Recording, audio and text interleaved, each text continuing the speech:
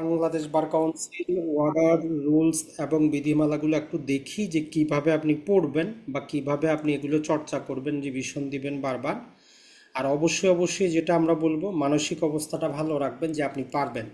এই জিনিসটা মনে রাখবেন যে আপনি পারবেন। মানুষ পারে না এমন কোনো কাজ নাই। যেটা আপনার মনে থাকে না সেটাকে লাল কালিতে লিখবেন, বারবার দেখবেন, প্রয়োজনে পড়ার টেবিলের সামনে লিখে রাখবেন, দেখবেন যে আপনার 2 দিন পরে অবশ্যই মনে আসবে। তাহলে আমরা যখন বার কাউন্সিল পড়তে গিয়েছি, বার কাউন্সিলের বেসিক নলেজগুলোর মধ্যে আমরা একটা নলেজ কি নিয়েছি, যে যেটা বইয়ের মধ্যেও যদি সরাসরি দেওয়া নাই, বাংলাদেশ বার কাউন্সিল কোনো সাংবিধানিক প্রতিষ্ঠান না। এটা আগে মনে রাখবেন যে এটা কোনো সাংবিধানিক প্রতিষ্ঠান না। সাংবিধানিক প্রতিষ্ঠান মানে যেইটা আমাদের যে সংবিধানে উল্লেখ করা আছে, যে যে প্রতিষ্ঠানগুলো, সেগুলো হচ্ছে সাংবিধানিক প্রতিষ্ঠান। তাহলে বাংলাদেশ বার কাউন্সিলটা কি এমন একটা জিনিস? তো এইখানে আমরা 3 নাম্বার যেই আমাদের অনুচ্ছেদটা আছে, এইটার মধ্যে দেখবেন যে এর হেডিং হচ্ছে কি, বাংলাদেশ বার কাউন্সিলের বৈশিষ্ট্য। এইটা আপনি মাথায় রাখে চিন্তা করেন যে কি বৈশিষ্ট্য আছে। 5টা বৈশিষ্ট্য দেওয়া আছে। একটা হচ্ছে, এটা হচ্ছে একটা বডি কর্পোরেট যার পারপেচুয়াল সাকসেশন থাকবে, মানে হচ্ছে এটা এমনই একটা আইনি সত্তা বা লিগ্যাল এন্টিটি যেটা চিরস্থায়ী, তার অস্তিত্ব থাকবে। আপনি থাকেন আর না থাকেন, পরবর্তী প্রজন্ম আসবে, বার কাউন্সিল থাকবে। তাহলে 1 নম্বর উপাদান হচ্ছে এটা এমন আইনি সত্তা যার লিগ্যাল এন্টিটি আছে, আইনগত সত্তা আছে, যেটা হবে চিরস্থায়ী। এরপরে আর কি কি এমন শর্ত হইতে পারে? তো চিরস্থায়ী যদি হয় তাহলে এইটা কি করতে পারবে, কারোর সাথে চুক্তি করতে পারবে, এটা সম্পত্তি অর্জন করতে পারবে, এইটার বিরুদ্ধে মামলাও দায়ের করা যাবে। তাহলে এই যে উপাদানগুলো আমরা বলতেছি, এইগুলো আপনি মুখস্থ রাখবেন। জাস্ট উপাদান আকারে আপনি লিখিত পরীক্ষাও আপনার কাজে আসবে। তাহলে 3 নাম্বার যে অনুচ্ছেদটা দেওয়া আছে, এইটাকে আমাদের পূর্ববর্তী নোটে ছোট ছোট করে দেওয়া আছে, ওইটা একটু মনে রাখবেন। যে বাংলাদেশ বার কাউন্সিলের বৈশিষ্ট্য হচ্ছে এমন আইনি সত্তা যেটা চিরস্থায়ী, যেটা চিরস্থায়ী, যার একটা কি থাকবে, কমন সিল থাকবে, যে সম্পত্তি অর্জন করতে পারবে, চুক্তি করতে পারবে, যার পক্ষে বিপক্ষে মামলা করা যায়। এই 5টা বৈশিষ্ট্য আপনি মনে রাখবেন এবং যখনই রিভিশন দিবেন মনে আসতেছে কিনা চিন্তা করবেন। এর পাশাপাশি আর 2টা জিনিস মনে রাখবেন, সেটা হচ্ছে বাংলাদেশ বার কাউন্সিলটা একটা স্বায়ত্তশাসিত প্রতিষ্ঠান, মানে অটোনমাস প্রতিষ্ঠান। আরও সহজ করে বললে, যেমন পরীক্ষাটা কবে হবে সরকার এর উপর হস্তক্ষেপ করতে পারে না, তারা কিভাবে কাজ করবে সরকার হস্তক্ষেপ করতে পারে না, অর্থাৎ নিজের সিদ্ধান্ত নিজে নিতে পারে, এটাকে বলতেছি আমরা অটোনমাস বডি। তাহলে বার কাউন্সিলের আর একটা বৈশিষ্ট্য হচ্ছে এটা অটোনমাস বডি। আর একটা যেটা আমরা বলতে পারি, যে শব্দটা আমরা ইংরেজিতে ব্যবহার করছি বডি কর্পোরেট, এইটার একটা বাংলা নাম হচ্ছে সংবিধিবদ্ধ। এখানে কিন্তু সাংবিধানিক না, সংবিধিবদ্ধ। তাহলে বডি কর্পোরেটের বাংলা আমরা করতে পারি এটা হচ্ছে একটা সংবিধিবদ্ধ প্রতিষ্ঠান, স্বায়ত্তশাসিত প্রতিষ্ঠান, যেটার আমাদের ওই 5টা বৈশিষ্ট্য আছে যেগুলো আমরা মুখস্থ করে নিব। যেটা হচ্ছে চিরস্থায়ী প্রতিষ্ঠান, এটার একটা কমন সিল থাকে, এটা চুক্তি করতে পারে, সম্পত্তি অর্জন করতে পারে, এটার পক্ষে বিপক্ষে মামলা করা যায়। তাহলে 3 নাম্বারটা আপনি বারবার পড়বেন, যখনই রিভিশন দিবেন এটা অবশ্যই পড়বেন। এখন দেখেন 4 নাম্বারটা যখন আপনি পড়তে যাবেন, 4 নাম্বার অনুচ্ছেদটা আপনি পড়তে যাবেন, এইখানে বলতেছে যে বার কাউন্সিলের যারা সদস্য হবেন এদের মেয়াদ কতদিন। এটা তো পারপেচুয়াল হবে, কিন্তু যারা পরিচালনা করবে কত বছরের জন্য আসবে। এটা আমরা সবাই জানি যে 3 বছরের মেয়াদি বাংলাদেশ বার কাউন্সিলের জিনিসগুলো হয়। তাহলে ইনারা কি হবেন, 3 বছরের জন্য আসবে, এদের মেয়াদটা হচ্ছে 3 বছর। মেয়াদ কবে শুরু হবে সেটাও আমরা কিন্তু জানি, যে 1লা জুলাই থেকে শুরু হবে, যেই বছরের নির্বাচনটা হবে। এখন এই যারা পরিচালনা করবে এদের সংখ্যা কতজন হবে, এইটাকেও আপনি একটু বুঝে পড়ার চেষ্টা করবেন। টোটাল সংখ্যা হচ্ছে আমাদের কতজন, 15 জন। মোট সদস্য 15 জন, তার মধ্যে একজন হচ্ছেন মনোনীত, মানে বিশেষ অধিকার বলে, মানে পদাধিকার বলে, মানে এক্স অফিসিও। শব্দগুলো আপনার যে কোনো একটা আসতে পারে, যে এক্স অফিসিও হিসাবে কে আসে, বা পদাধিকার বলে কে আসে, বা বিশেষ অধিকার বলে কে আসে। উনি হচ্ছেন অ্যাটর্নি জেনারেল, যিনি বাংলাদেশের অ্যাটর্নি জেনারেল হবেন বাই ডিফল্ট, উনি বার কাউন্সিলের একজন মনোনীত নমিনেট সদস্য। আর বাকি 14 জনের জন্য নির্বাচনটা হয়। এখন এই 14 জনের নির্বাচনের ক্ষেত্রেও মুখস্থ রাখার ক্ষেত্রে এটা মনে রাখবেন, বাংলাদেশের যতগুলা বার অ্যাসোসিয়েশন আছে, এই বার অ্যাসোসিয়েশনগুলোকে সরকার কি করেছে, আঞ্চলিক ভাগে ভাগ করেছে। যেমন ধরেন আমাদের 8টা বিভাগ আছে, এই সেম এইরকমভাবে সারা বাংলাদেশে যতগুলা বার অ্যাসোসিয়েশন আছে এগুলাকে টোটাল 7টা আঞ্চলিক ভাগে সরকার ভাগ করে রেখেছে। আপনার মন চাইলে আপনি গুগল থেকে তার গেজেটটা ডাউনলোড করে দেখতে পারেন যে আপনারটা কোন অঞ্চলের মধ্যে পড়ছে, যেটা আমাদের পরীক্ষায় কাজের না। এখন এই যে 7জন হচ্ছেন কি, এই আঞ্চলিক যে 7টা সেখান থেকে নির্বাচিত হয়ে আসবেন। আর 7জন হচ্ছেন যারা বার কাউন্সিলে সাধারণ সদস্য হন, তাদের ভোটে নির্বাচিত হবেন। সেই হিসাবে আমরা বলতে পারি যে একজন সদস্য টোটাল 8টা করে ভোট প্রদান করে। একটা ভোট প্রদান করেন উনি ওই যে 9টা অঞ্চল, যে 7টা অঞ্চল আসবে সেখান থেকে একজন, আর বাকি 7টা পদের জন্য 7, টোটাল একজন ভোটার বার কাউন্সিলে যখন ভোট দিতে যান নির্বাচনে 8টা করে ভোট প্রদান করতে পারেন, এতটুকু মনে রাখবেন। এখন তাহলে এখানে আরেকটা যে কন্ডিশন দিয়ে দিয়েছে, যেমন বাংলাদেশে চলতেছে যে কত মেয়াদে একজন প্রধানমন্ত্রী থাকতে পারবে, যেমন হাসিনা 3 বছর থেকে স্বৈরাচার হয়েছে। তো এখন বার কাউন্সিলে যাতে এরকম স্বৈরাচারের কি না হয়, আবির্ভাব না হয়, এই জন্য তারা 5A একটা অনুচ্ছেদ যুক্ত করে বলতেছে যে কোনো সদস্য একটানা 2বারের বেশি সদস্য নির্বাচিত হইতে পারবে না। তাহলে কনজুগেটিভ যে ট্রাম, এটা 2বারের বেশি কেউ সদস্য পদে থাকতে পারবে না। তবে কেউ একবার গ্যাপ দিয়ে পরবর্তীতে আসতে পারে, মানে 3 বছর ছিল, পরবর্তী 3 বছর 6 বছর, তারপরে সে আর পারবে না, তাকে ওই যে 3 বছরের একটা গ্যাপ থাকবে, তারপরে চাইলে আবার নির্বাচন সে করতে পারবে। এরপরে 6 নম্বরে আমরা চলে যাব যে চেয়ারম্যান আর ভাইস চেয়ারম্যান, মানে সভাপতি আর সহসভাপতির ক্ষেত্রে যে জিনিসটা মনে রাখবেন, চেয়ারম্যান তো আমরা বাই ডিফল্ট পেয়ে গেলাম অ্যাটর্নি জেনারেল পদাধিকার বলে, আর সহসভাপতিটা ওই যে 14 জন থেকে ভোটের মাধ্যমে একজনকে আমরা নির্বাচন করব।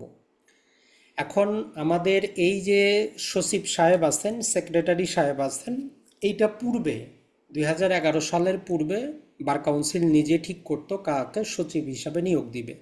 2011 সালে সরকার 6-এ যুক্ত করে বলতেছে যে না, সরকার নিয়োগ দিবে এমন একজন ব্যক্তিকে সচিব হিসাবে যার মর্যাদা হচ্ছে জেলা জজ, অথবা অতিরিক্ত জেলা জজ মর্যাদার একজন ব্যক্তিকে সরকার তাকে নিয়োগ দিবে। কতদিনের জন্য সরকারের ইচ্ছা, বেতন কত সরকার জানে।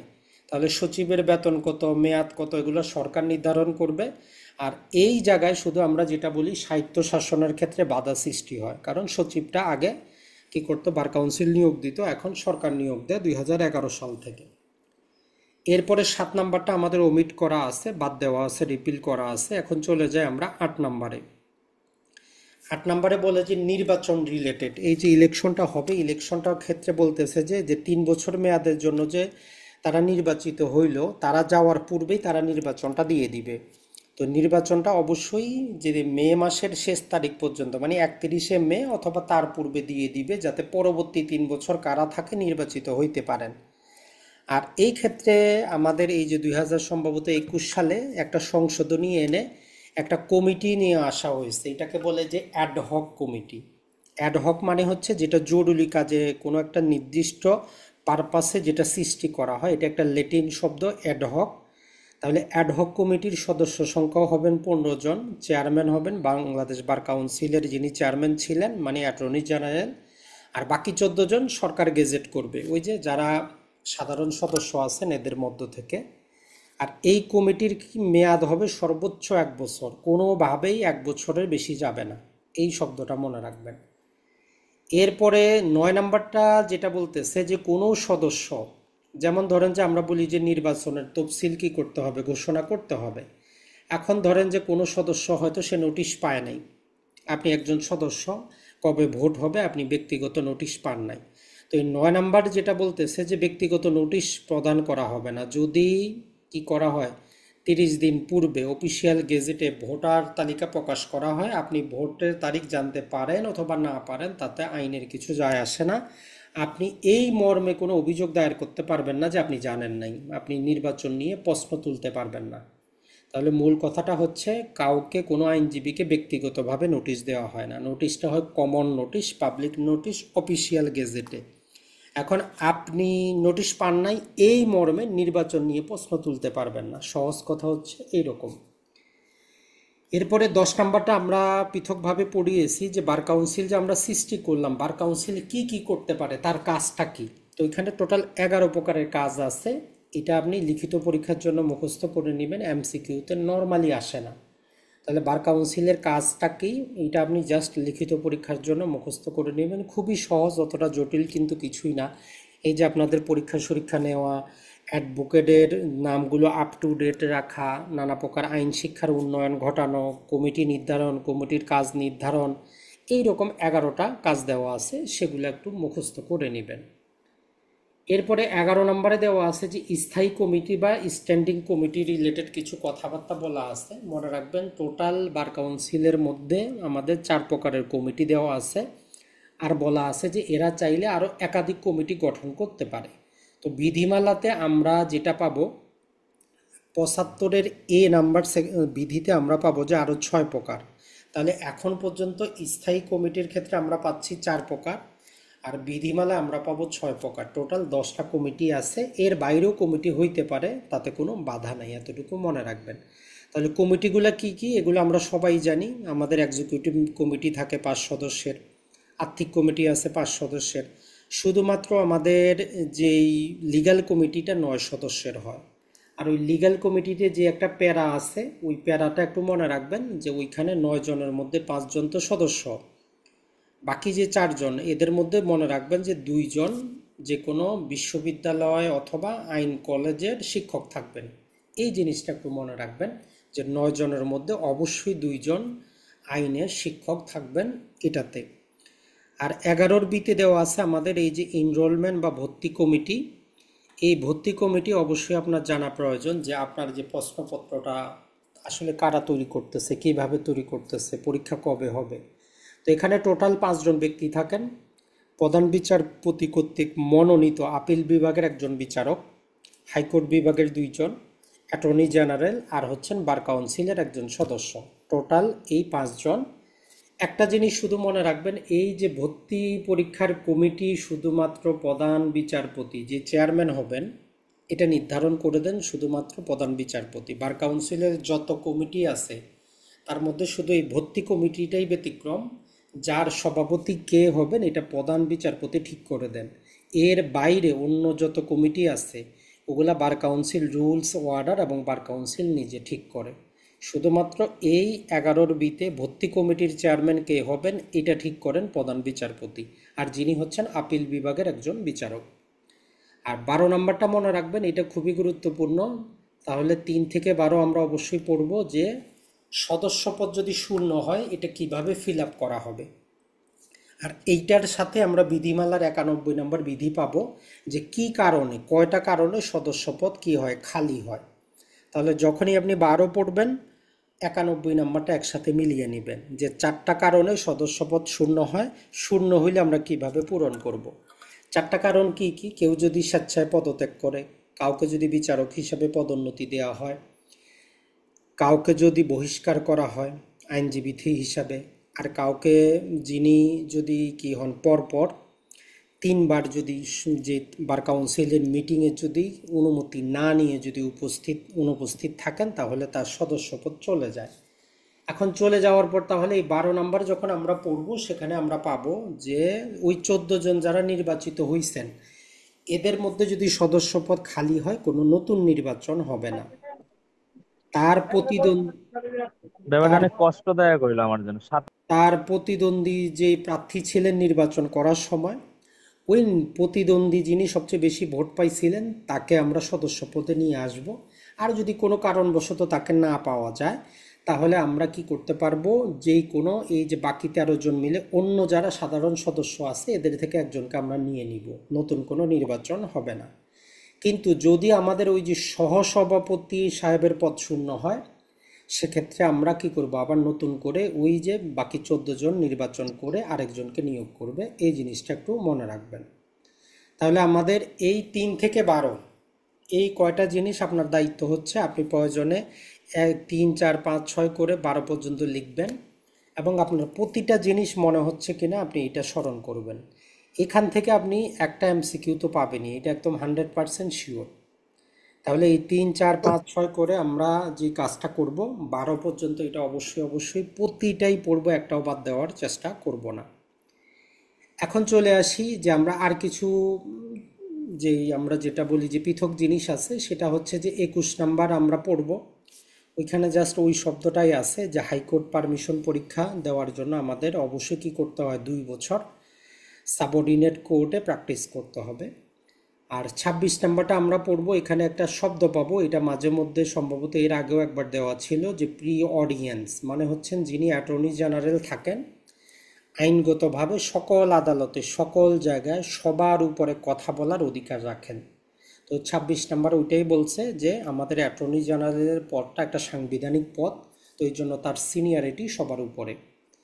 আর 27 নম্বরটা আমাদের অ্যাডভোকেট হওয়ার যোগ্যতা, আমরা সবাই জানি, মুখস্থ করার কিছুই নেই, মনে রাখবো আমরা অযোগ্যতা।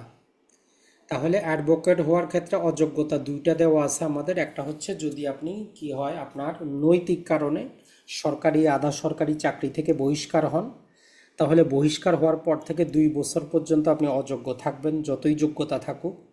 আর যদি আপনার বিরুদ্ধে মামলা চলে, আপনি দোষী সাব্যস্ত হন, তাহলে শাস্তি ভোগ করার পর থেকে 5 বছর পর্যন্ত আপনি অযোগ্য থাকবেন। তবে এই 5 বছরটা সরকার চাইলে গেজেট করে কমায় দিতে পারে, আপনাকে স্পেশাল সুবিধা দিতে পারে। তাহলে 27-এর ক্ষেত্রে অযোগ্যতাটা আমরা একটু মনে রাখবো। এরপরে যেটা আমরা মনে রাখার চেষ্টা করব সেটা হচ্ছে 32-এর ক্ষেত্রে। 32-এ আমাদের দেওয়া আছে যে একজন আইনজীবী যদি কি করে, প্রফেশনাল মিসকন্ডাক্ট বা আদার মিসকন্ডাক্ট করে, তার শাস্তি কি কি হইতে পারে। আপনি যদি অ্যাডভোকেট হন, আপনার বিরুদ্ধে বার কাউন্সিল বা ট্রাইব্যুনাল সর্বোচ্চ কি শাস্তি দিতে পারে। 3টা শাস্তি আছে, একটা হচ্ছে যে আপনাকে সাময়িক একটা সতর্কবাণী দিতে পারে বা তিরস্কার করতে পারে। দ্বিতীয়টা হচ্ছে আপনাদের ফিক্সড কিছুদিনের জন্য আপনাকে যে পেশা থেকে অব্যাহতি দিতে পারে, 1 মাস 2 মাস 6 মাস 1 বছরের জন্য। আর একটা হচ্ছে যে চিরতরে আপনাকে অ্যাডভোকেটশিপ থেকে কি করতে পারে, ইনরোল থেকে আপনার ক্যান্সেল করতে পারে, আপনি কোনোদিন আর আইন পেশা পরিচালনা করতে পারবেন না। তাহলে এই 32টা আমরা মনে রাখবো, 3টা শাস্তি।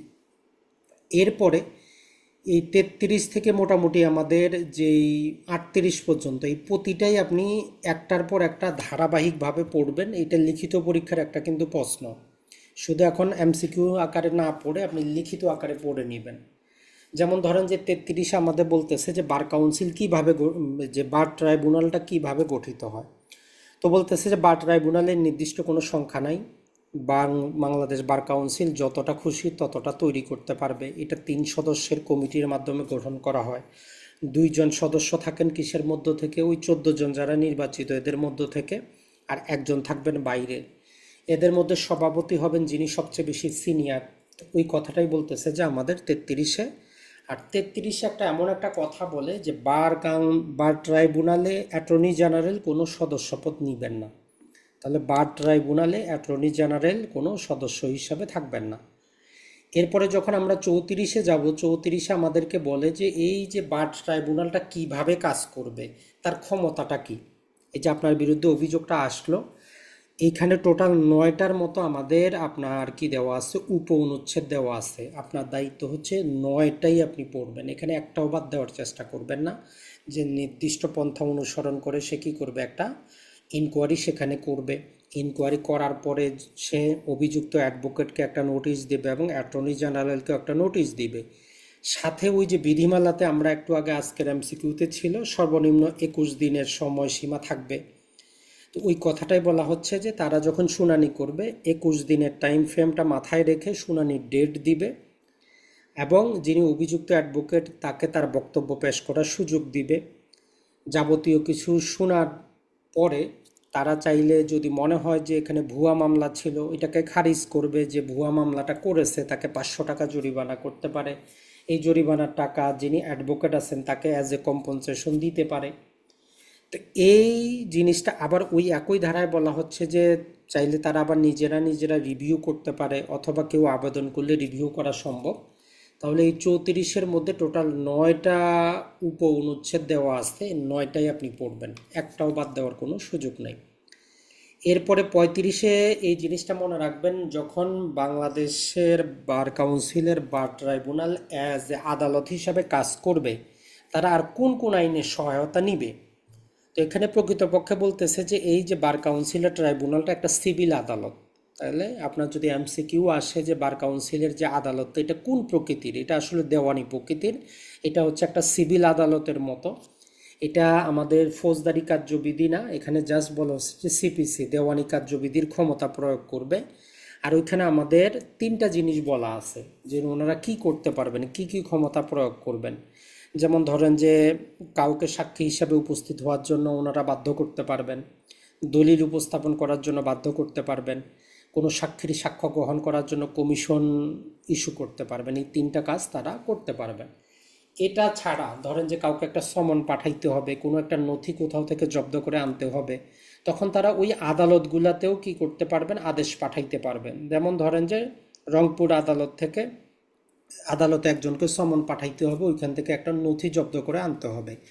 এখন বার ট্রাইব্যুনালটাও ঢাকায়, তো তারা ওই রংপুরের আদালতকে আদেশ দিতে পারবে। তখন রংপুরের আদালত কী করবে, তাদের নিজেদের আদেশ মনে করে ওইটা বাস্তবায়ন করে বার ট্রাইব্যুনালে পাঠাবে। এই ক্ষমতা দেওয়া আছে। আর পাশাপাশি বলতেছে যে এইটা আমরা পেনাল কোড যখন আমরা পড়ছি 193 আমরা পড়ি যে আদালতে মিথ্যা সাক্ষী দিলে আমাদের কি হবে, সাক্ষ্য শাস্তি হবে, ফলস এভিডেন্স আমরা দিতে পারবো না। তো বার ট্রাইব্যুনালে গিয়েও যদি আপনি মিথ্যা কথা বলেন তাহলে 193 ধারা প্রযোজ্য হবে, মানে আপনাকে শাস্তি দেওয়া যাবে যে আপনি মিথ্যা সাক্ষ্য দিয়েছেন। পাশাপাশি 228 ধারা প্রযোজ্য হবে, মানে হচ্ছে যদি বার ট্রাইব্যুনালের সদস্য যারা বিচারক আছেন এদেরকে হুমকি ধমকি দেন, তাদেরকে অপমান করতে চান, আপনাকে শাস্তি দেওয়া যাবে। তাহলে 193 228 ধারা পেনাল কোডের প্রযোজ্য হবে। এর পাশাপাশি আমাদের সিআরপিসিরও দুইটা ধারা প্রযোজ্য হবে, 480 482, মানে আপনাকে তাৎক্ষণিক জরিমানাও করতে পারবে, ম্যাক্সিমাম 200 টাকা এবং 1 মাসের জেলও হইতে পারে।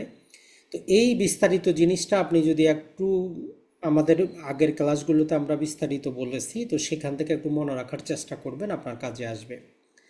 এরপরে 36টা জাস্ট সিম্পল কথাবার্তা বলে যে রায়ের বিরুদ্ধে 90 দিনে আপিল করতে পারবেন হাইকোর্ট ডিভিশনের ডিভিশন বেঞ্চে, মানে কমপক্ষে সেখানে আপনার দুইজন বিচারক আপনার মামলাটা শুনবে, চূড়ান্ত সিদ্ধান্ত তারাই নিবে, হাইকোর্টের সিদ্ধান্তই চূড়ান্ত। এরপরে 37 নম্বর বলতেছে যে তামাদি আইনের 5 এবং 12 ধারা প্রযোজ্য হবে। তাহলে আপনার দায়িত্ব হচ্ছে তামাদি আইনের 5 ধারা আপনি বুঝেন কিনা এটাকে চিন্তা করেন, 12 ধারা আগে বুঝেন কিনা। তামাদি আইনের 5 ধারা হচ্ছে আমরা কি করতে পারি, যদি একটা মামলা মোকদ্দমা বা অন্য কিছু টাইম বার্ড হয়, আমরা একটা অ্যাপ্লিকেশন দিয়ে তামাদিটা মওকুফ করাইতে পারি। তবে আমরা দেওয়ানি মূল মামলা ডিক্রি জারির ক্ষেত্রে পারি না। এটা হচ্ছে 5 ধারার মূল সারমর্ম।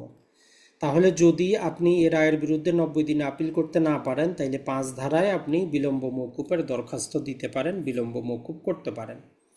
আর 12 ধারা প্রযোজ্য হয়, মানে হচ্ছে ওই যে ট্রাইব্যুনালের রায়ের সার্টিফাইড কপি উঠাইতে যত দিন লাগবে ওই সময়টা আপনি 12 ধারার অধীনে কি করতে পারবেন, বাদ দিতে পারবেন।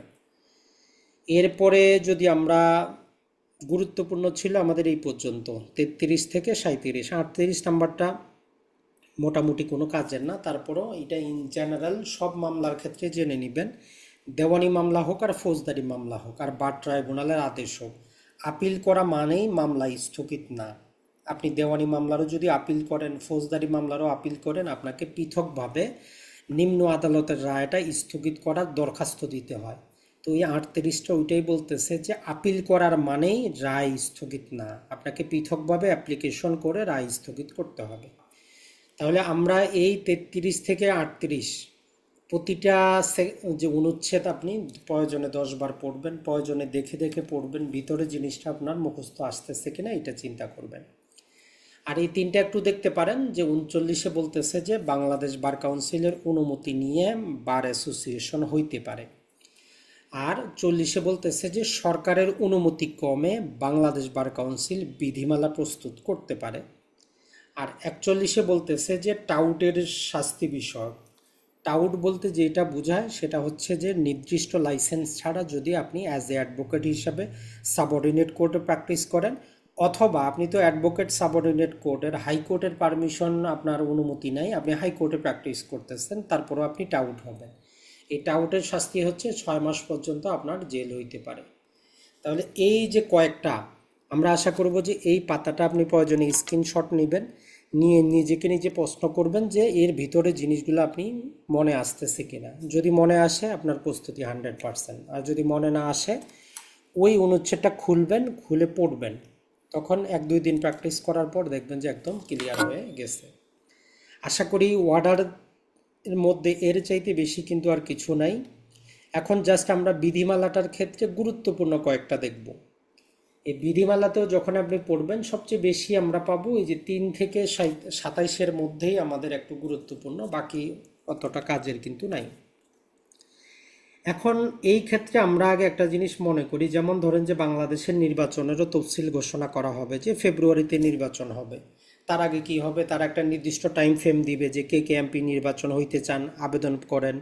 আবেদন তারা যাচাই বাছাই করবে, কাউকে যোগ্য ঘোষণা করবে, কাউকে অযোগ্য ঘোষণা করবে, এরপরে নির্বাচন হবে। ফলাফল নিয়ে কারো আপত্তি থাকলে নির্বাচনী ট্রাইব্যুনালে আবেদন করবে। এটা বাংলাদেশের নির্বাচনের যেমন অবস্থা, এইটাও আমাদের এই বার কাউন্সিল নির্বাচনের একই অবস্থা। তাহলে আগে আপনি বুঝেন যে বাংলাদেশ বার কাউন্সিল কি করবে, যে নির্বাচনী তফসিল এতটা টাইম নিয়ে ঘোষণা করবে যে কমপক্ষে 45 ডেজ থাকে। মানে আজকে যদি ধরেন যে আজকে 30 তারিখে যদি তারা নির্বাচনী তফসিল ঘোষণা করে, তাহলে নির্বাচনটা আজ থেকে আরও 45 দিন পরে সংগঠিত হবে। এই রকম টাইম ফ্রেম নিয়ে একটা তফসিল ঘোষণা করবে। এখন এই তফসিলের মধ্যে কি থাকবে, তফসিলের মধ্যে থাকবে যে কারা আপনারা সদস্য হইতে চান, আপনারা নমিনেশন দেন, মনোনয়নপত্র জমা করেন। এখন এই মনোনয়নপত্র জমা করার ক্ষেত্রে কিছু কস্টিং আছে। আবার বাংলাদেশে দেখবেন যে আপনি যদি রাজনৈতিক দল হিসাবে নিবন্ধন করতে চান, এমপি দাঁড়াইতে চান, আপনাকে ওই এলাকার 1% ভোটারের স্বাক্ষর সহ করতে হয়। তো বার কাউন্সিলে বলতেছে যে তিনজন ভোটারের স্বাক্ষর সহ 1,000 টাকা নমিনেশন ফি দিয়ে মনোনয়নপত্র জমা করতে হয়। তাহলে এটা দেখেন যে মুখস্থ করার বিষয় না, এটা হচ্ছে আপনার বোঝার বিষয়।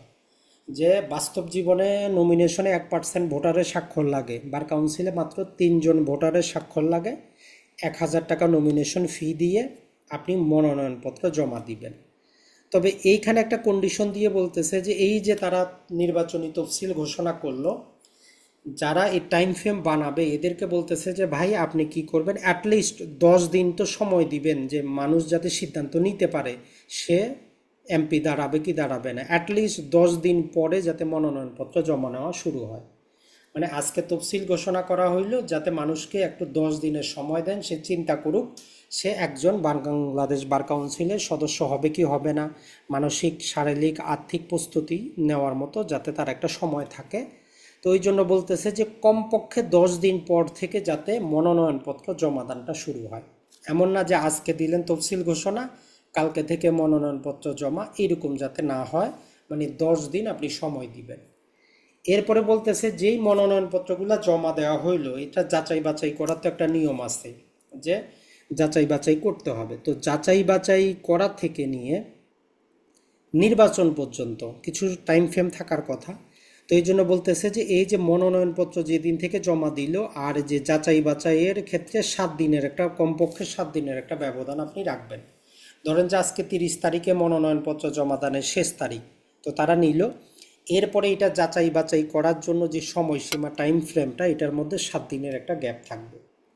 এরপরে বলতেছে যে যেই দিন আপনার যাচাই বাছাই শেষ হইল সেই দিন থেকে নির্বাচনে যাতে 14 দিনের একটা গ্যাপ থাকে। মানে যাচাই বাছাই যেদিন শেষ হইল সেই দিন থেকে কমপক্ষে 14 দিন পরে নির্বাচন হবে, 14 দিন আগে নির্বাচন করা যাবে না।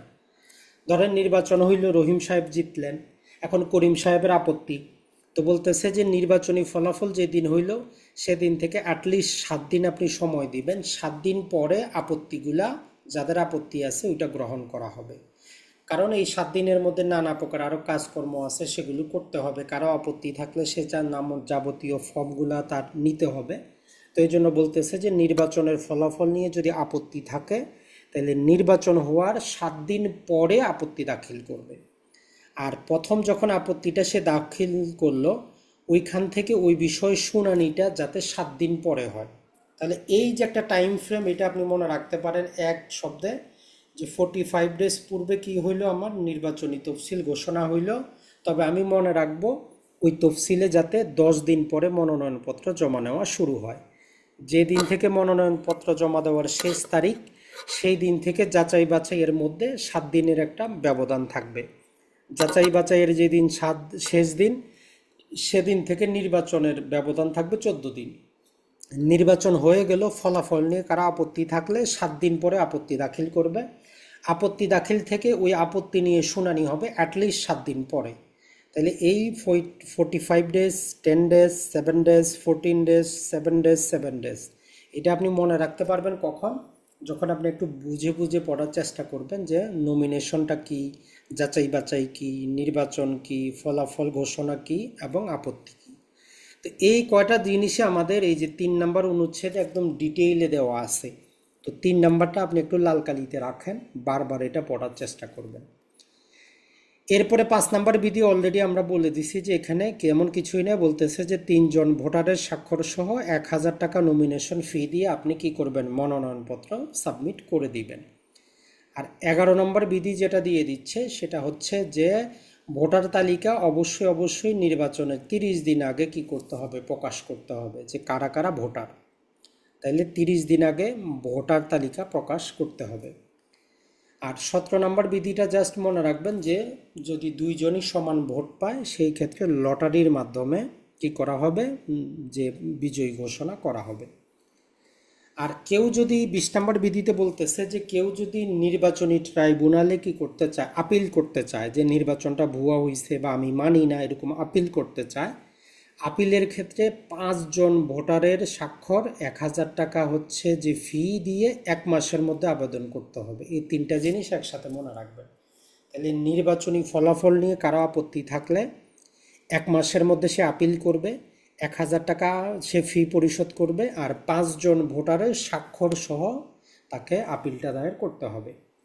আর এই যে নির্বাচনী ট্রাইব্যুনাল আছে এটাও 3 সদস্যের হবে, এতটুকু মনে রাখবেন। 22 নম্বর বলতেছে 3 সদস্যের নির্বাচনী ট্রাইব্যুনাল। আর 27 নম্বরটা বলতেছে যদি কোনো নির্বাচনী ট্রাইব্যুনাল বাতিল করে তাহলে বাংলাদেশ বার কাউন্সিল পরবর্তী 10 দিনের মধ্যে নতুন তফসিল ঘোষণা করবে। এই 10 দিন সময়সীমাটা গুরুত্বপূর্ণ। তাহলে যত আমরা দেখলাম সবই টাইম ফ্রেমের খেলা, আর কিছু কিন্তু না। 45 ডেজ পূর্বে ছিল, বাতিল হইলে 10 দিনের মধ্যে আবার কি করবে, প্রকাশ করবে। এরপরে চলে আসি এই যে মিটিংগুলো হবে, সভাগুলো হবে, সবার ক্ষেত্রে যেটা বলতেছে যে আমরা 28 নম্বরটা মনে রাখবো। যখন নির্বাচনটা হয়ে গেল, জুলাই মাসের 1 তারিখ থেকে তাদের নতুন কার্যভার চলে আসলো, তো তখন বলতেছে যে প্রথম সভাটা আহ্বান করবেন সচিব সাহেব। এইটা কিন্তু পরীক্ষায় আসে। নর্মালি বার কাউন্সিলের সভাপতি অথবা সহসভাপতি আহ্বান করবেন, অথবা যেটা হচ্ছে যে অ্যাটলিস্ট 5 জন সদস্য লিখিত আকারে আবেদন করলে বার কাউন্সিলের সভা হবে। তাহলে আপনি একটা জিনিস মনে রাখেন, বার কাউন্সিলের সভাগুলো নর্মালি কি হয়, সভাপতি আহ্বান করেন, অথবা সহসভাপতি আহ্বান করেন, অথবা 5 জন সদস্য লিখিত আকারে আবেদন করলে সভা অনুষ্ঠিত হয়। কিন্তু প্রথম যেই সভা, এইটা যিনি সচিব আছেন উনি কি করবেন, এটা আহ্বান করবেন। তাহলে বার কাউন্সিলের প্রথম সভা সচিব সাহেব আহ্বান করেন। কারণ একটা হচ্ছে যে সহসভাপতি নির্বাচন করা। ওই যে 14 জন নির্বাচিত হয়ে আসলো, এদের মধ্য থেকে ভোটাভুটির মাধ্যমে একজন সহসভাপতি নির্বাচন হয়ে যাবে। এরপরে সচিবের আর কোনো সভা ডাকার কাজ নাই, কাজ তখন সভাপতি অথবা সহসভাপতি কাজটা করবেন। আর 30 নম্বর বিধিতে আমরা যেটা বললাম, যদি কোনো জরুরি প্রয়োজন পড়ে 5 জন সদস্য তারা লিখিত আকারে আবেদন করলে বাংলাদেশ বার কাউন্সিলের সভা অনুষ্ঠিত হবে। আর 32-এ আপনি মনে রাখবেন যে এই যে বাংলাদেশ বার কাউন্সিলের সভাগুলো হবে, এগুলা এমন না যে আজকে আপনার মন চাইলো কালকে সভা করবেন, এমন না। কি বিষয়ে সভা আপনি ডাকতে চাচ্ছেন, অ্যাটলিস্ট কমপক্ষে 8 দিন পূর্বে আপনি নোটিশ দিবেন। এই যে 14 জন সদস্যকে 8 দিন পূর্বে নোটিশ দিবেন যে এত তারিখে এই বিষয়ে আমাদের সভা অনুষ্ঠিত হবে। আর এই যে আমাদের কমিটিগুলা যেগুলো দেওয়া আছে, বিভিন্ন কমিটি আমরা পাইলাম, কমিটি হইলে কমপক্ষে 3 দিন পূর্বে নোটিশ দিতে হবে যে এই বিষয়ে সভা অনুষ্ঠিত হবে। এইটা একটু মনে রাখবো আমরা। তাহলে বার কাউন্সিলের মিটিং হইলে 8 দিন পূর্বে, যে কোনো কমিটির মিটিং হইলে 3 দিন পূর্বে নোটিশ দেওয়া হবে।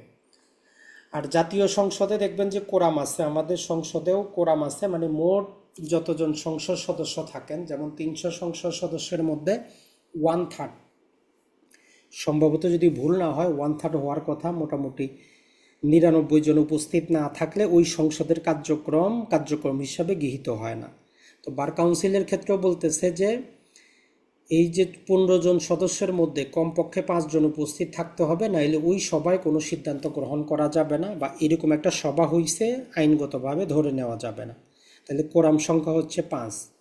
আর অন্যান্য কমিটির সদস্যর ক্ষেত্রে যতজন কমিটি তার 1/3।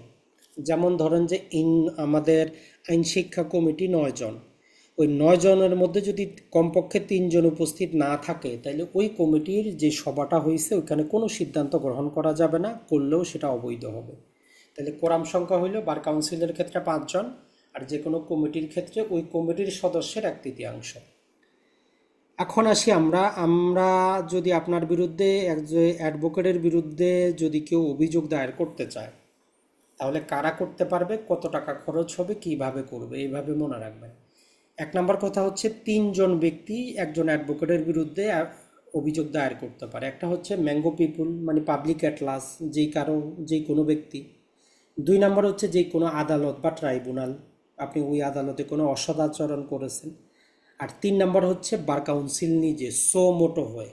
তাহলে কয় ধরনের ব্যক্তি আপনার বিরুদ্ধে অভিযোগ করবে? 3 ধরনের ব্যক্তি, যে কোনো ব্যক্তি, যে কোনো ট্রাইব্যুনাল, অথবা বার কাউন্সিল নিজে থেকে নিজে।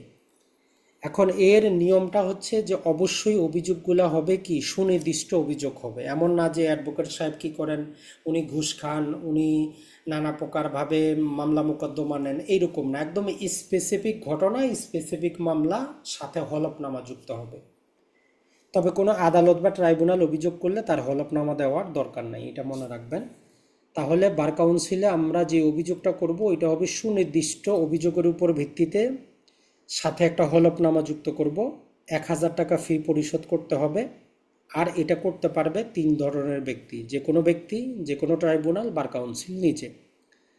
আর বিধি 45-এ আমাদেরকে যেটা বলতেছে সেটা হচ্ছে অলরেডি আমরা পড়ে ফেলেছি, যে বার ট্রাইব্যুনালটা কমপক্ষে 21 দিন হাতে সময় রেখে শুনানির তারিখ নির্ধারণ করবে কোনো অভিযোগের বিরুদ্ধে। আর যেই নোটিশটা তারা প্রদান করবে, কমপক্ষে শুনানির তারিখের 7 দিন পূর্বে যাতে নোটিশটা দেয়। আর কোনো অ্যাডভোকেট যদি বাংলাদেশ বার কাউন্সিলের বার ট্রাইব্যুনালে লিখিত জবাব দিতে চান, উনি কমপক্ষে 7 দিন পূর্বে ওই লিখিত জবাবটা সাবমিট করবেন, যাতে কি করা যায় যে ওনার জবাবটা 2 দিন পূর্বে বাকিদের দেওয়া যায়, অ্যাটর্নি জেনারেল এবং অভিযোগকারীকে দেওয়া যায়। তাহলে এই ক্ষেত্রে আপনি আরও একটা জিনিস মনে রাখবেন, যারা কোনো অভিযোগ দায়ের করেন, যখন ট্রাইব্যুনাল গঠিত হয়, শুনানির তারিখ নির্ধারিত হয়, টোটাল তারা 3 জনকে নোটিশ প্রদান করে বা ট্রাইব্যুনাল।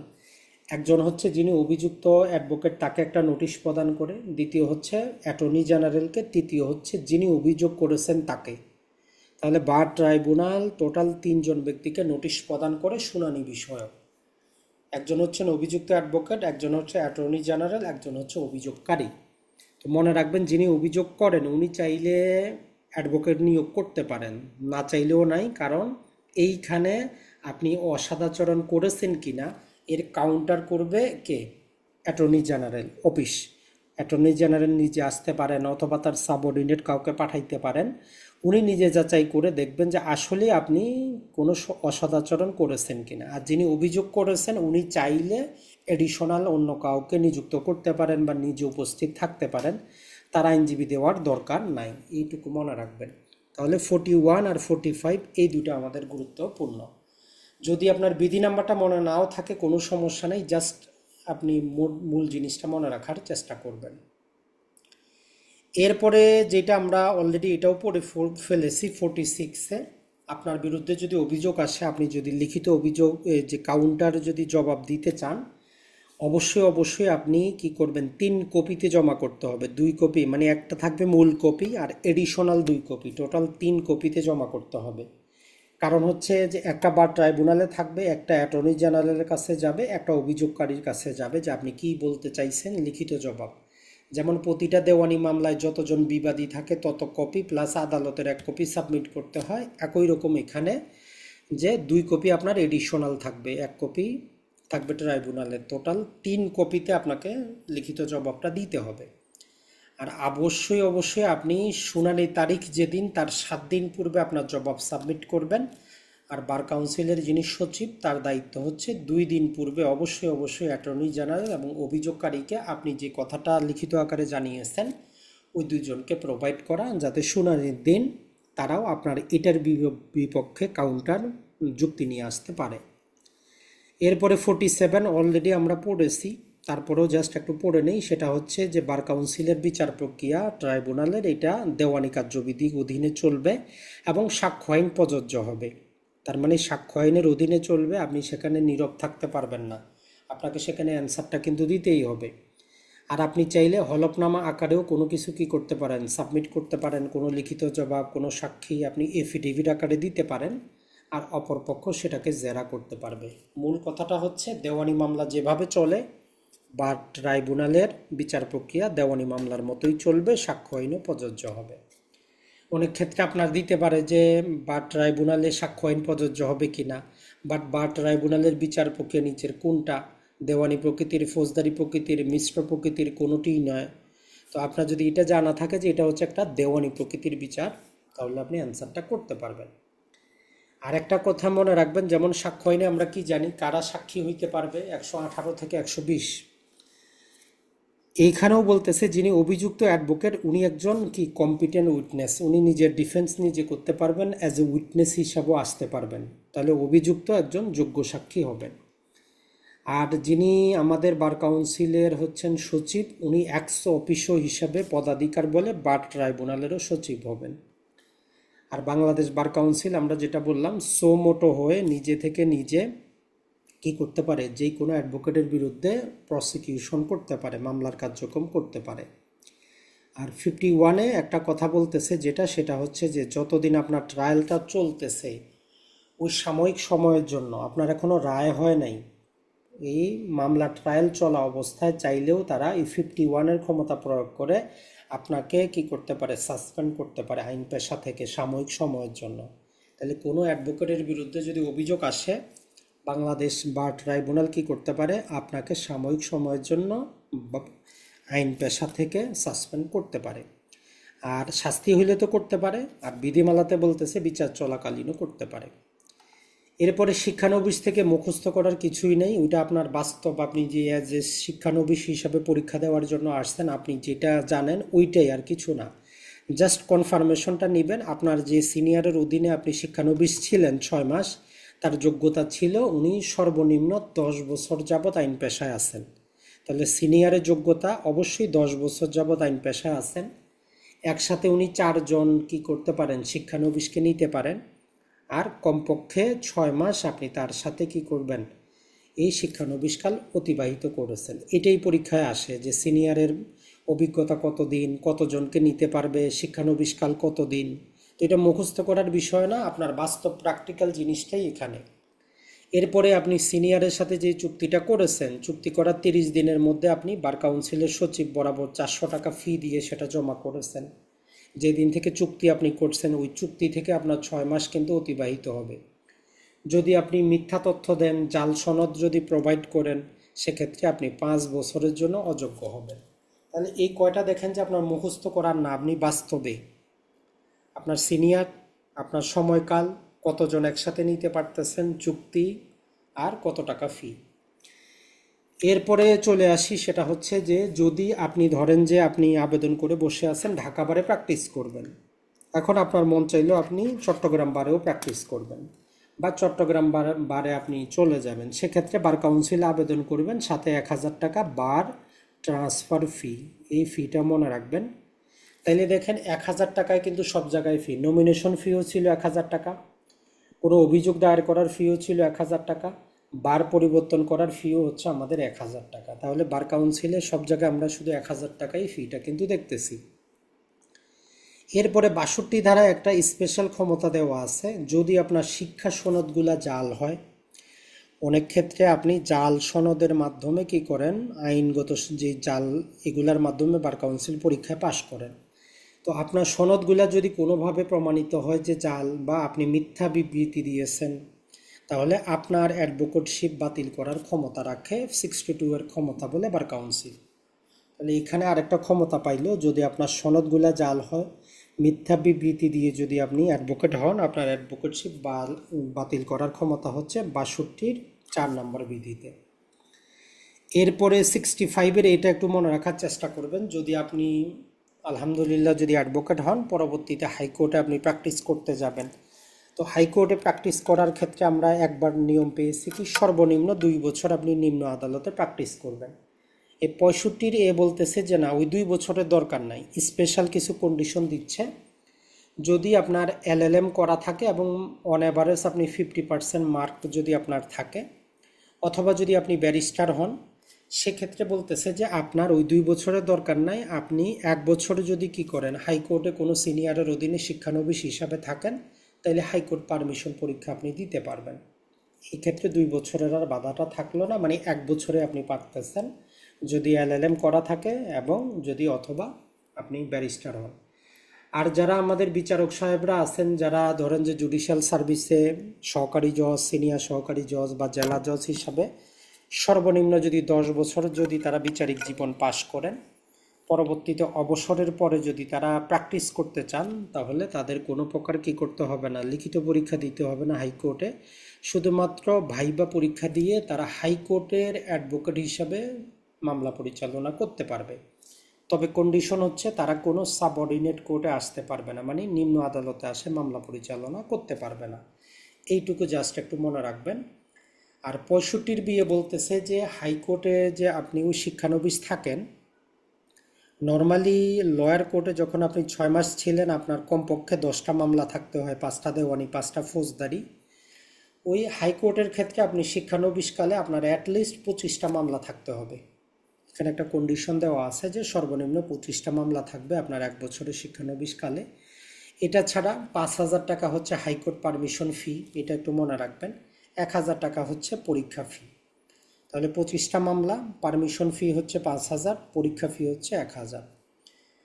আর 65 সিএ বলতেছে যে সিলেবাসটা কী হবে, সেখানে সংক্ষিপ্ত সিলেবাস দেওয়া আছে। জাস্ট 5টা বিষয় আপনাকে কি করতে হয়, মোটামুটি যদি আমরা বলি যে মেমোরান্ডাম তৈরি করতে হয়। একটা নির্দিষ্ট আপনাকে একটা প্রশ্ন দিয়ে দেয়, বলে যে এটার ভিত্তিতে আপনি এখন একটা আপিল তৈরি করেন, একটা রিভিশন মেমো তৈরি করেন, একটা রিট পিটিশন করেন, একটা হেভিয়াস কর্পাস প্রকৃতির রিট তৈরি করেন। মূলত এটাই, আর অন্য কিছু না। তাহলে সেখানে আপনার আপিল রিলেটেড মেমো তৈরি করা আসতে পারে, আমাদের যে হেভিয়াস কর্পাস প্রকৃতির রিট আসতে পারে, কোয়াশমেন্ট অর্থাৎ সিআরপিসির 561 এ ধারা মোতাবেক কোয়াশমেন্ট রিলেটেড একটা আসতে পারে, অথবা দেওয়ানি ফৌজ আমাদের সিপিসির 115 ধারা মোতাবেক একটা রিভিশন তৈরি করার জন্য বলতে পারে, অথবা সংবিধান অনুযায়ী যে কোনো একটা বিষয় রিট পিটিশন। এই 5 প্রকৃতির 5টা লিখিত প্রশ্ন, এটার মাধ্যমেই সিলেবাসটা। এরপরে আমরা চলে আসি বিধি নাম্বার 66। এটা পরীক্ষার জন্য গুরুত্বপূর্ণ না, তবে আপনার জানার দরকার। আপনি যখনই এই পরীক্ষাগুলো দিয়ে অ্যাজ এ অ্যাডভোকেট হিসাবে পাশ করলেন, বার কাউন্সিল আপনাকে একটা সনদ দিল, আপনাকে বাংলাদেশের যে কোনো একটা বার অ্যাসোসিয়েশনে গিয়ে সদস্য হইতে হবে। যদি আপনি 6 মাসের মধ্যে সদস্যপদ গ্রহণ না করেন, তাইলে আপনার এই যে যে সার্টিফিকেট আছে এটা কি করা হবে, স্থগিত করা হবে। তাইলে যেই কোনো একটা বার অ্যাসোসিয়েশনে দলভুক্ত হইতে হবে 6 মাসের মধ্যে। এরপরে চলে আসি আমরা 75 আর 75-এর এ। 75-এ জাস্ট কমিটির কথাটা বলে, যেটা আমরা বললাম যে শুধুমাত্র আমাদের এনরোলমেন্ট কমিটি ছাড়া যত কমিটি আছে তার সভাপতি বার কাউন্সিল নির্ধারণ করে। শুধুমাত্র ভর্তি পরীক্ষার যে সভাপতি, এটা প্রধান বিচারপতি ঠিক করে, ওইটাই বলতেছে 75। আর 75-এর এ বলতেছে যে আরও 6 প্রকারের কমিটি থাকতে পারে। তো আপনার দায়িত্ব হচ্ছে এই 6 প্রকারের কমিটির অ্যাটলিস্ট নামটা মনে রাখবেন। 6 প্রকারের সেখানে বিভিন্ন কমিটি দেওয়া আছে, house committee, public committee, legal aid committee, এরকম 6টা কমিটি আছে। ওই কমিটির নামটা আপনি কয়েকবার পড়বেন, দেখবেন আপনার মুখস্থ হয়ে গেছে। এরপরে 84টা জাস্ট আপনি একটু মনে রাখবেন, সেটা হচ্ছে বার কাউন্সিলে আমরা অর্ডারে একটা জিনিস কিন্তু আগে পড়েছি, যে যত হিসাব নিকাশ আছে এগুলার চার্টার্ড অ্যাকাউন্টের মাধ্যমে অডিট করা হয়, প্রতি বছর অডিট হয়। তো বলতেছে যে এই অডিট রিপোর্টটা সভাপতির দায়িত্ব হচ্ছে বার কাউন্সিলের মিটিংয়ের পূর্বে 15 দিন পূর্বে, এই 15 দিন শব্দটা গুরুত্বপূর্ণ, যে অডিট রিপোর্টটা প্রতিটা সদস্যকে 15 দিন পূর্বে প্রোভাইড করতে হবে, যাতে মিটিংয়ে তারা কোনো প্রকার ভুল ভ্রান্তি থাকলে সেগুলো তুলে ধরতে পারেন। এখানে সময়সীমাটা আমাদের জন্য গুরুত্বপূর্ণ, যে অডিট রিপোর্ট সব সদস্যকে দিতে হবে কতদিন পূর্বে, কমপক্ষে 15 দিন পূর্বে। আর এরপরে 89 আর 89 এ জাস্ট মাঝে মধ্যে যদি আসে, নর্মালি অতটা গুরুত্বপূর্ণ না। এই যে বার কাউন্সিলের মিটিংগুলো হবে, মিটিংয়ের জন্য প্রতিজন সদস্য ভাতা পান। বার কাউন্সিলের মিটিংয়ের জন্য 400 টাকা, আর হচ্ছেন যে বার ট্রাইব্যুনালের যে প্রতি সিটিং ফি পান 500 টাকা, এটা একটু মনে রাখতে পারেন। আর 91 নম্বর বিধির ক্ষেত্রে বলতেছে যে বার কাউন্সিলের যে সদস্যপদ শূন্য হয় 4টা কারণে। অলরেডি আমরা পড়েছি, একটা হচ্ছে কেউ যদি স্বেচ্ছায় পদত্যাগ করেন, কেউ যদি একজন বিচারক হিসাবে তার প্রমোশন হয়, 2টা কারণ হইল। বাকি 2টা কারণের ক্ষেত্রে একটু কন্ডিশন দেওয়া আছে। একটা কারণে বলতেছে সেটা হচ্ছে কেউ যদি পরপর সে কি করে 3বার সবাই যদি অনুপস্থিত না থাকে, বার কাউন্সিলের যে সভাগুলো হচ্ছে পরপর 3বার অনুপস্থিত এবং সে সভাপতির অনুমতি নেয় নাই, তার মানে অনুমতি ছাড়া অনুপস্থিত। আরেকটা কন্ডিশন হচ্ছে এই সভাগুলোর মধ্যে 4 মাসের যাতে ব্যবধান থাকে, কমপক্ষে 4 মাস। তাইলে কমপক্ষে 4 মাসের ব্যবধান থাকতে হবে। আরেকটা হইতে পারে সভাপতি যদি অনুমতি দেয় তাহলে ভিন্ন কথা, তাহলে অনুমতি ছাড়া যদি পরপর 3বার বার কাউন্সিলের সবাইকে উপস্থিত না থাকে তার সদস্যপদ শূন্য হবে। আরেকটা যেটা হচ্ছে যে কেউ যদি বহিষ্কার হলে, যেই শব্দটা দেওয়া আছে, কেউ যদি আইন পেশা থেকে বহিষ্কার হয় তাহলে সেক্ষেত্রে বলতেছে যে বহিষ্কারটা অবশ্যই 1 বছর বা তার বেশি হইতে হবে, এইটা একটা কন্ডিশন। কেউ যদি 1 বছরের জন্য বা তার বেশির জন্য বহিষ্কার হয় তাহলে অটোমেটিক তার সদস্যপদ চলে যাবে।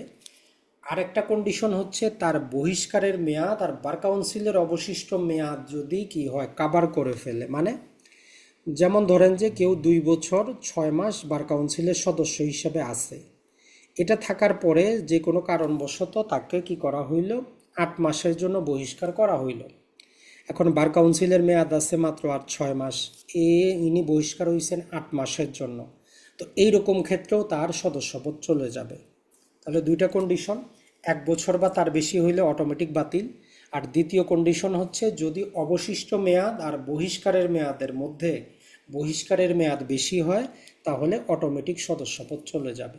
এই হচ্ছে টোটাল আমাদের 4টা কারণ, এইটা ভালো করে মনে রাখার চেষ্টা করবেন। এই জিনিসগুলা যদি আপনি মনে রাখতে পারেন, যে কোনোভাবে আপনার প্রশ্ন আসুক আপনি অ্যান্সারটা কিন্তু দিতে পারবেন। আর পাশাপাশি আমাদের বাংলাদেশ বার কাউন্সিলের যে একজন সদস্যভুক্ত আপনি অ্যাডভোকেট হবেন, আপনার কিছু এথিক্স, কিছু ম্যানার, কিছু এথিকেট আছে যেগুলো আপনাকে মেনে চলতে হবে। তো আমরা পৃথক করে পড়িয়েছি, তারপরও আজকে আমরা ট্রাই করেছি যতটা ছোট একদম কিওয়ার্ড আকারে আনা যায়।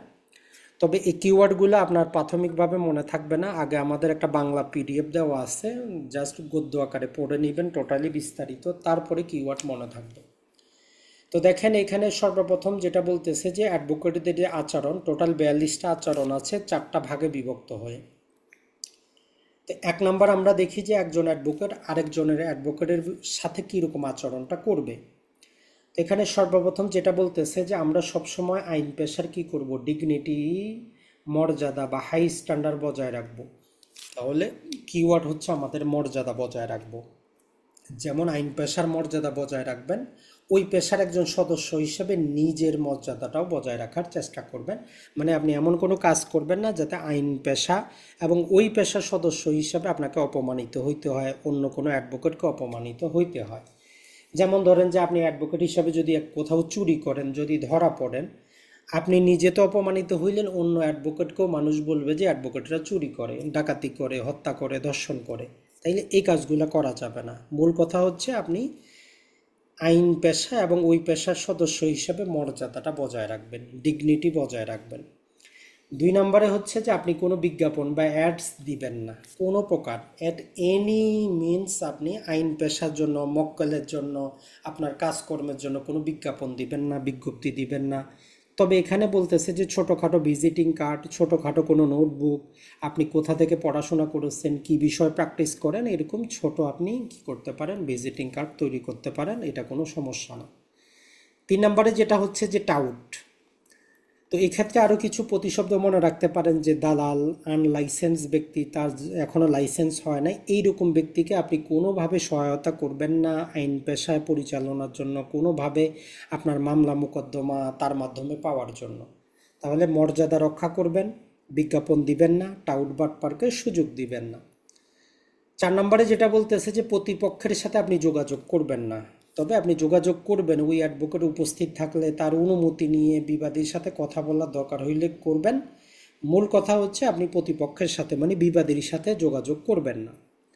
3 নাম্বার হচ্ছে যে আদালতে আপনি যুক্তিতর্ক উপস্থাপন করবেন না অপরপক্ষের অনুপস্থিতিতে। অপরপক্ষ নাই, আপনি অযথা জোরপূর্বক যুক্তিতর্ক উপস্থাপন করবেন না, বিচারকের সাথে যোগাযোগ করার চেষ্টা করবেন না মামলার বিষয়ে। তবে সেটা ভিন্ন কথা যদি আপনার এক্সপার্টে মামলা হয়, সেটা ভিন্ন কথা, বিচারক যদি আপনাকে অনুমতি দেয় সেটা ভিন্ন কথা। কিন্তু নর্মালি অপরপক্ষ উপস্থিত না থাকলে আপনি যুক্তিতর্ক করার চেষ্টা করবেন না, মামলা পরিচালনার চেষ্টা করবেন না। কেউ যদি তার মামলায় একাধিক আইনজীবীকে নিয়োগ দেয় তাহলে আপনি বাধা সৃষ্টি করবেন না, নিজেকে অপমানিত মনে করবেন না, আপনার প্রতি অনাস্থা আছে এরকম মনে করার কোনো কারণ নাই। কারণ মামলা হচ্ছে মক্কেলের, তার টাকা আছে, সে 10 জন অ্যাডভোকেট নিয়োগ করুক, আপনার তাতে কিছু যায় আসে না। এরপরে যেটা হচ্ছে যে একজন অ্যাডভোকেট হিসাবে আরেকজন অ্যাডভোকেটের সাথে আপনি মামলা নিয়ে, মক্কেলের মামলা নিয়ে নিজেরা ব্যক্তিগত রেষারেষি দ্বন্দ্বে যাবেন না। 8 নাম্বার হচ্ছে যে আপনি যে প্রাপ্ত ফিটা পাবেন এইটা আপনি অন্য কোনো ব্যক্তির সাথে ভাগ করবেন না, মানে দালাল টাউটদেরকে আপনি মামলার ফি থেকে ফি দিবেন না। তবে কন্ডিশন হচ্ছে যদি আপনাদের মধ্যে পূর্ব থেকে কি থাকে, কোনো চুক্তি থাকে যে আপনি মামলা দায়ের করবেন, আপনার আরেকজন অ্যাডভোকেট আসে, সে মামলাগুলো অনুসরণ করবে, যুক্তিতর্ক ধরবে, মামলার ফিটা আপনারা বন্টন করবেন, সেটা ভিন্ন কথা।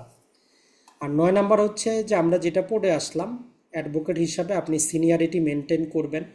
মানে যিনি অ্যাটর্নি জেনারেল আছেন উনি তো সাংবিধানিকভাবেই আপনার সিনিয়র, এর বাইরে নিবন্ধনকৃত যারা সিনিয়র আছেন এদের দিকেও আপনি মান সম্মানটা বজায় রাখবেন, সিনিয়রিটি বজায় রাখবেন।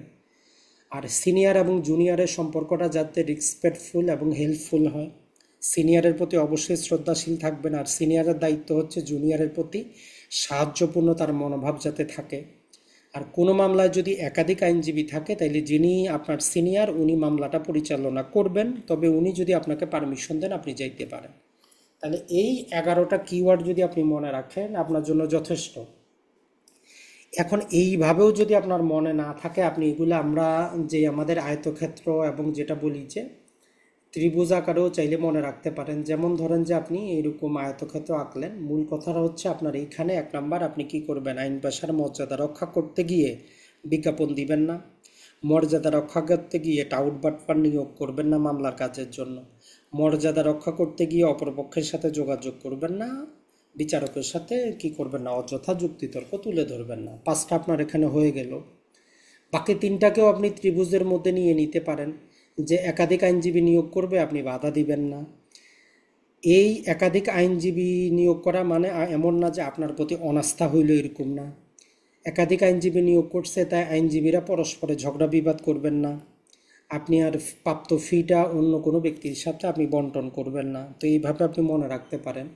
সর্বশেষ সিনিয়রিটি বজায় রাখবেন, সিনিয়র এবং জুনিয়রের সম্পর্কটা যাতে ভালো থাকে, সিনিয়র মামলা লিড করবে। তো এভাবেও, কারণ সবার মুখস্থ রাখার ক্ষমতা এক না, কারণ অনেকেই 11টা জিনিস একসাথে মনে আসবে না। অ্যাটলিস্ট আপনি 5টা 3টা করে মনে রাখেন, দেখবেন যে অনেক দিন মনে থাকবে।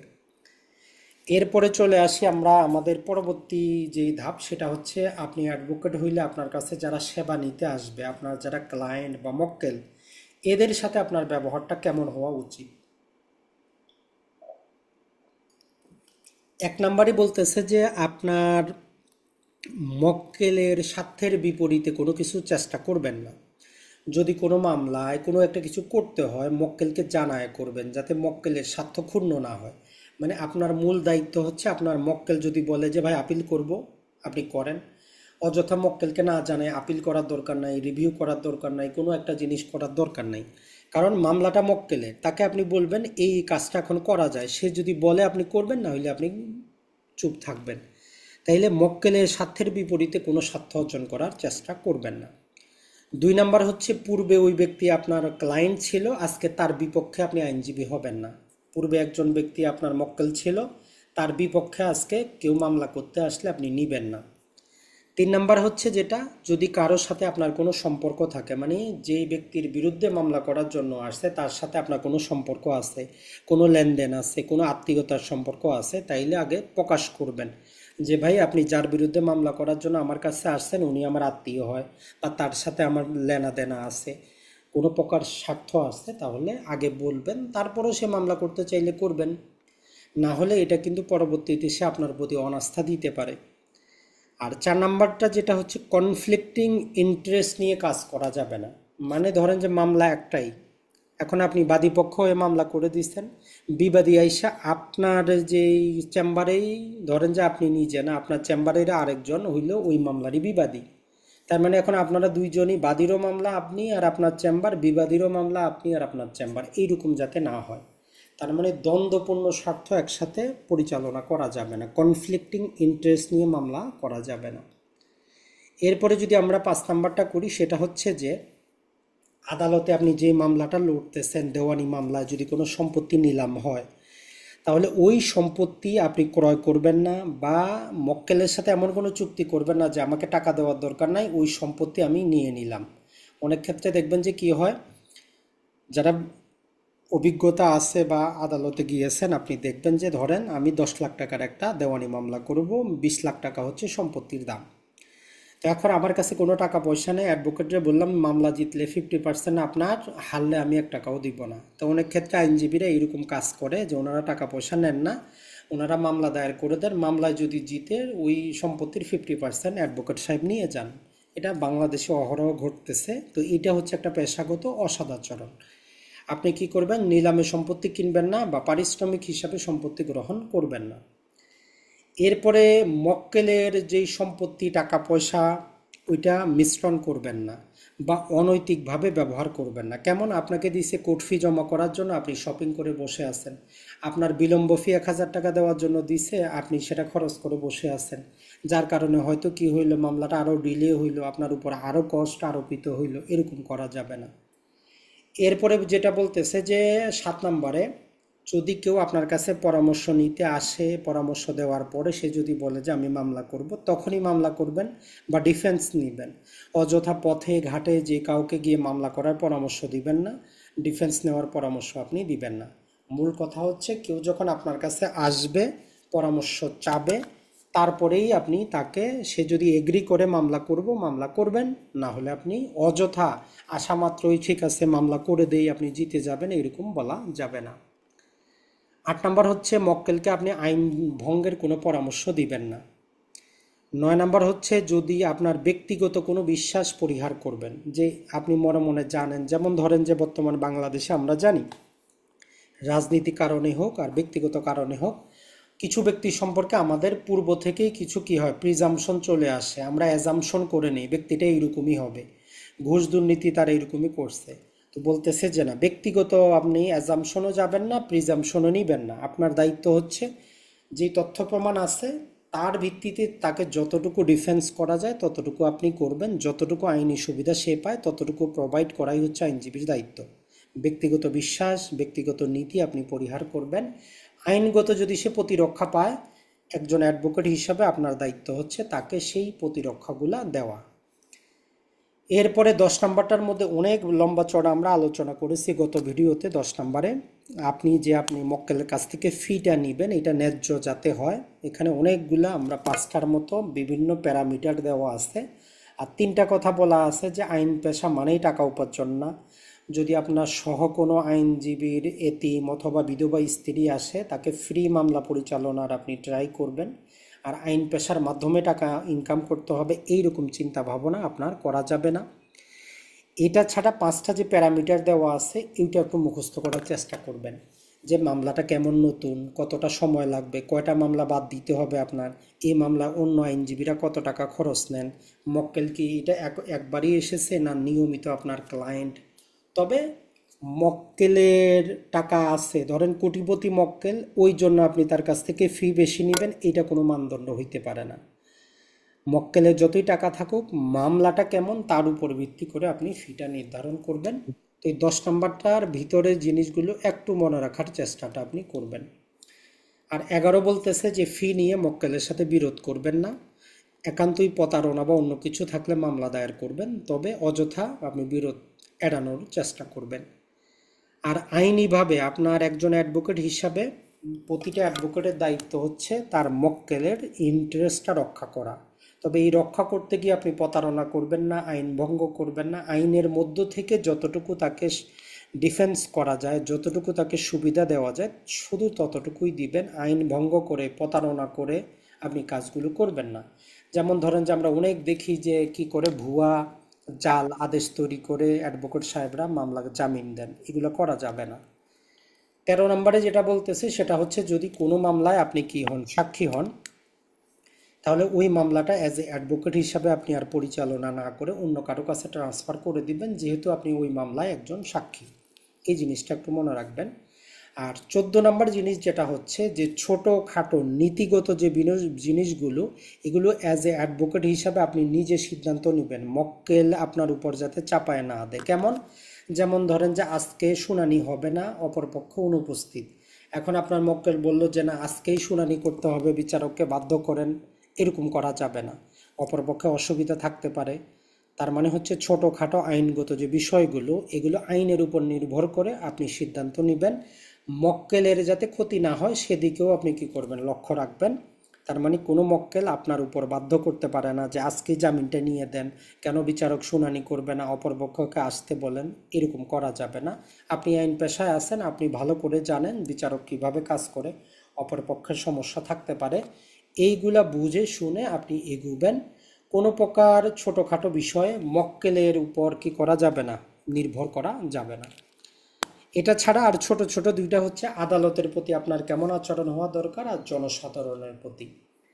দেখেন, নর্মাল কথাটা হচ্ছে আদালতের সাথে আপনি সম্মান প্রদর্শন করবেন, এটা শুধু বিচারকের জন্য না, এইটা আদালত হিসাবে আপনি সম্মান প্রদর্শন করবেন, বিচারক কে আসলো আপনার দেখার বিষয় না।